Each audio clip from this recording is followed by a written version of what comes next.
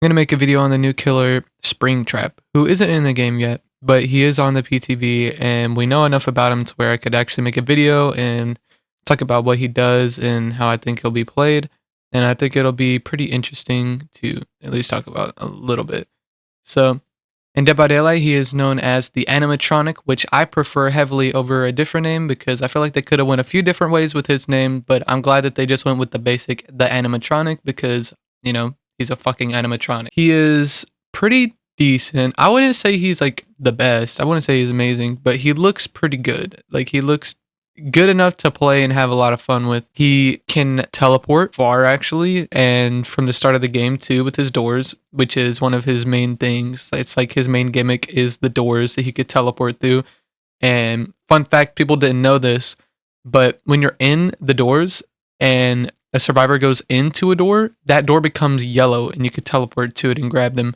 Anyways, he also has this fire axe that he could throw. It's kind of bad, honestly. It doesn't go very far.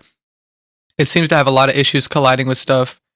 And yeah, it's kind of like a worse version of Huntress's hatchet.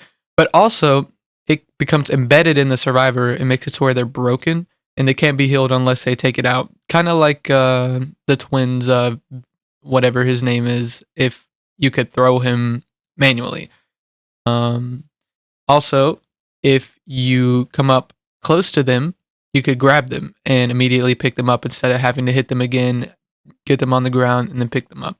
So that is kind of a plus from it. But then again, you got to take into account that you got to get right up on their ass to the point to where you'd already be able to hit them in the first place. So it's really up to you, honestly. I don't know how I'd use that. The fire axe doesn't really seem to be that good.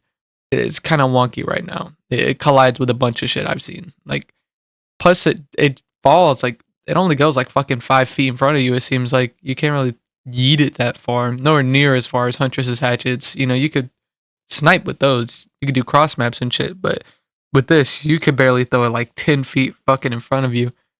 So, yeah. The doors are... So, each door has a camera attached to it, and survivors can interact with the doors to cycle through the camera perspectives, kind of like the Singularities cameras. And of all the 7 doors in the match, survivors can also instantly teleport to any of the doors as long as they're looking through the associated cameras. If Springtrap is spotted on a camera, his aura will be revealed to all survivors for a brief period. Springtrap can also use these security doors to travel across the map. If Springtrap moves to a door and used by a survivor, a jump scare animation will play and the survivor will be grabbed. And the doors and the cameras have a limited amount of battery for survivors, just like in the FNAF game. But Springtrap can use the doors even if they're out of energy. Basically, Springtrap's power turns the camera management of Five Nights at Freddy's into a teleporting game of cat and mouse between the killer and the survivor. His perks are Help Wanted. When the compromise generator is completed, your successful basic attack cooldowns are reduced by 25% for 60 seconds. That seems pretty good. He has another ability called Phantom Fear. When a survivor within your terror radius looks at you, they scream and you see their aura for 2 seconds. This perk has a 60-second cooldown. That's kind of interesting. That might be a little too strong, honestly. Because then again, you compare it with Lethal Pursuer, and I don't know how I feel about that. He has another perk called Haywire. Exit gate switches with at least 50% progress regress at the rate of 40, 45, and 50% of gate opening speed. While they are regressing, survivors see the exit gate lights flickering randomly. That could be really strong if you pair it with something like Fire Up or like No Way Out. That'd be really good. So that's what he does at the moment. He does have one of the strongest backpack builds in the entire game, though. If you actually watch this guy's video, I'll try to put a picture of it, but he has this incredible backpack build where he's able to just walk across the fucking map and hit people with him, and people get caught off guard and shit. It's really strong. I assume it'll get nerfed eventually, like all fun builds do. So I'll just put that on the screen if y'all want to use it. You could go do that. By the way, that guy's great, so go watch him. Anyways, but the gameplay you're seeing in the background right now is from Spooky Loops. I stole it off his video. Thank you, brother. Credit to him.